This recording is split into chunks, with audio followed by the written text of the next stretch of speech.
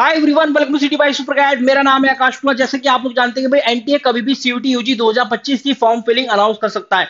तो बहुत सारी चीजें हैं जो कि आपको पहले से ही कर लेनी है, चाहे वो डॉक्यूमेंट रेडी करना हो या फिर आपको ये पता होना चाहिए कि एनटीए द्वारा बताया गया ऑफिशियल कौन से इंपॉर्टेंट रूल्स हैं जो कि अभी आपको पता होना चाहिए, जिनकी वजह से हो सकता है अगर आपको उनकी जानकारी ना हो तो आपका कैंडिडेट रिजेक्ट हो जाए और आपकी जो मनचाही यूनिवर्सिटी में एडमिशन लेने का सफर वहीं खत्म हो जाए।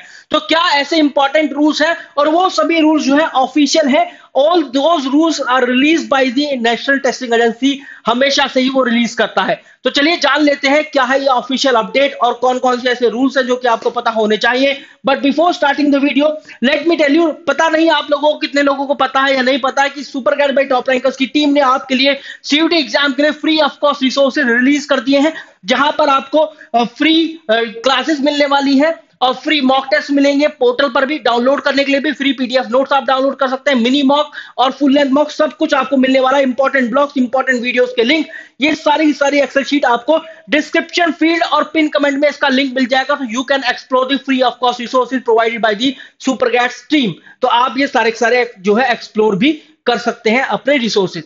चलिए आगे बढ़ते हैं और देखते हैं कि कौन कौन से ऐसे रूल्स हैं जो कि नेशनल टेस्टिंग एजेंसी एनटीए द्वारा बताए गए हैं। सबसे पहला रूल जो आपके सामने निकल कर आता है वो ये है कि केवल सीयूटी एग्जाम में ही अपियर होने से या पास होने से ऐसा नहीं हो जाता कि आप लोग यूनिवर्सिटी में एडमिशन ले पाएंगे। आपको इसके लिए सेपरेट यूनिवर्सिटी के एडमिशन की वेबसाइट पर जाकर वहां पर उसके एडमिशन प्रोसेस का हिस्सा बनना पड़ेगा। हाँ, कुछ जो यूनिवर्सिटी है इस बार, जैसे Banaras university, Jawaharlal Nehru university, Mizoram university, university of Hyderabad, central university of Kashmir, ये कुछ ऐसी यूनिवर्सिटी जहां से पायलट रन स्टार्ट होने वाला है सीसीपी का, कॉमन काउंसलिंग पोर्टल का। तो हो सकता है इनके लिए कुछ एडमिशन प्रोसेस में चेंज देखा जाए, लेकिन बाकी यूनिवर्सिटीज के लिए आपको उनकी एडमिशन वाली वेबसाइट पर जाकर उनके एडमिशन प्रोसेस का हिस्सा बनना पड़ेगा। दूसरा इंपॉर्टेंट यह है कि सीयूटी एग्जाम देने के बाद आपको किसी भी यूनिवर्सिटी में अप्लाई करने से पहले एक बार उस यूनिवर्सिटी का एलिजिबिलिटी क्राइटेरिया चेक कर लेना, उस कोर्स का जिस कोर्स के लिए आप अप्लाई करने जा रहे हैं, या वो कोर्स जो कि आपने सीयूटी की फॉर्म फिलिंग के द्वारा वहां पर फिल किया था फॉर्म फिलिंग के दौरान, तो आप उसका एलिजिबिलिटी क्राइटेरिया फिर से एक बार जरूर चेक कर लें, क्योंकि यूनिवर्सिटी का सबसे पहले रिजेक्ट करने का कारण यही होता है कि बच्चा एलिजिबिलिटी क्राइटेरिया सेटिस्फाई नहीं कर पा रहा है।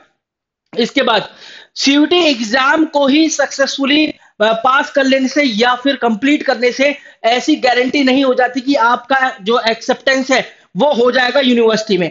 इस कैंडिडेट जो है फिर भी रिजेक्शन फेस कर सकते हैं, even after fulfilling the eligibility criteria of the course, even after fulfilling the admission policies of the university.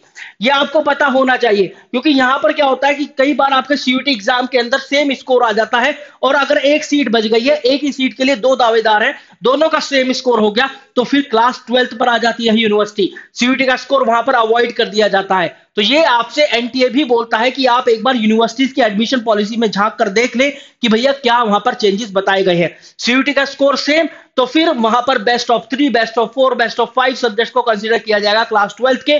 अगर तब भी उनका स्कोर बराबर होगा तो ओल्डर कैंडिडेट को जगह दी जाएगी, चाहे वो क्यों ना एक दिन भी बड़ा हो। तो ये यूनिवर्सिटी ऑफ दिल्ली की एडमिशन पॉलिसी है। इसी तरीके से इंटर सी रैंकिंग देखी जाती है बनारस हिंदू यूनिवर्सिटी में, अलग अलग यूनिवर्सिटीज की अलग अलग है। इसके बाद चौथा पॉइंट बहुत जरूरी, वो ये है सीयूटी एग्जाम के बाद आपको जाना है यूनिवर्सिटी की ऑफिशियल एडमिशन पोर्टल पर।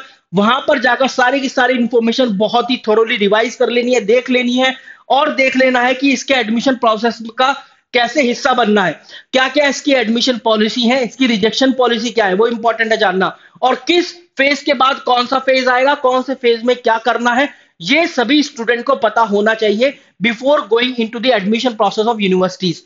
इसके बाद सभी स्टूडेंट को जरूरी है, सभी एप्लीकेंट्स को जरूरी है कि वो एक बार अपना जो डॉक्यूमेंट है वो रेडी कर लें सीयूटी यूजी एग्जाम की फॉर्म फिलिंग के लिए और यूनिवर्सिटी की फॉर्म फिलिंग के लिए भी। दोनों में अलग अलग फॉर्मेट और अलग अलग डेट की डिमांड करी जा सकती है। देखिए यहां पर सबसे पहले लिखा है कि अगर सीयूटी की यूनिवर्सिटी का बुलेटिन एक आप देख लें, एक बार मार्कशीट चाहिए भैया, क्वालिफाइंग डिग्री की सेल्फ अटेस्टेड होनी चाहिए, करेक्टर सर्टिफिकेट होना चाहिए जो कि डीन, हेड या प्रिंसिपल से इशू किया गया हो, यूनिवर्सिटी इंस्टीट्यूशन या फिर जो भी आप स्कूल से पढ़े हुए हैं, लास्ट वाला जो है। इसके बाद माइग्रेशन सर्टिफिकेट होना चाहिए, इसको ट्रांसफर सर्टिफिकेट भी बोलते हैं। ये बताता है कि भाई हमारे कॉलेज से अब जो है बच्चे ने पूरी तरीके से शिक्षा प्राप्त कर ली है, अब इसकी जो एजुकेशन है यहां से खत्म हो गई है, we are suggesting to have this student in terms of the admission obviously, इस बच्चे को लो और भाई इसका आगे हायर स्टडीज कराओ। तो इस तरीके की बातें वहां पर लिखी होती हैं।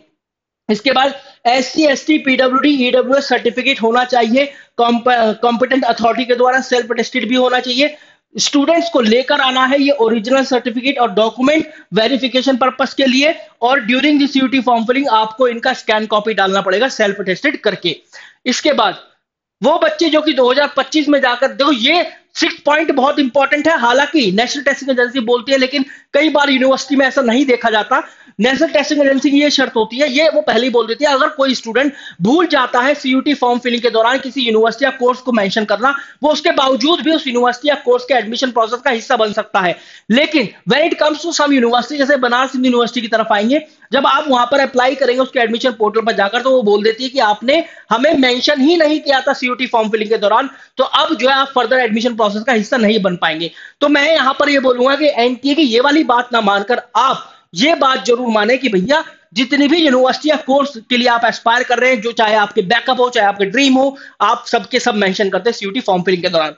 इसके बाद यहां पर कुछ परफॉर्मेंस ओरिएंटेड कोर्सेज हैं, उनके लिए केवल CUT UG के स्कोर के बेस पर एडमिशन नहीं होगा, हो सकता है कि यूनिवर्सिटी अपना कोई इंटरनल टेस्ट या प्रैक्टिकल एग्जामिनेशन भी रख दे और मेरिट कैलकुलेशन के दौरान CUT UG का स्कोर और उनका प्रैक्टिकल एग्जामिनेशन दोनों के बेस पर आपका एडमिशन हो रहा हो। उदाहरण के तौर पर बैचलर ऑफ परफॉर्मिंग आर्ट या बैचलर ऑफ फाइन आर्ट के जो कोर्सेज है बनारस यूनिवर्सिटी के द्वारा, वहां पर आपको CUT UG का एग्जामिनेशन का स्कोर और उनके प्रैक्टिकल एग्जामिनेशन का स्कोर दोनों के आधार पर आपकी मेरिट कैलकुलेट होती है। फर्दर डिटेल्स अगर आपको चाहिए तो आप exam.nta.ac.in/CUT UG पर सर्च कर सकते हैं। So guys, this was all about the video. Don't forget to check the description field and pin comment, जहां पर आपको ये सारी की सारी पूरी की पूरी एक्सेल शीट मिल जाएगी कंप्लीट फॉर्मेट में, and this all these classes and mocks are free of cost. In case if you guys have any query related to your course, university या फिर paid courses, books, test series, तो आप इस पर भी call कर सकते हैं 6363286363। आप इस नंबर पर कॉल कर सकते हैं। This is our free of cost CUT helpline number, आप इस पर कॉल करके पूछ सकते हैं। And do let me know in the comment section box क्या आपके सजेशन है, क्या आपकी क्वेरीज है जिन पर मुझे वीडियो बनानी है। Thank you.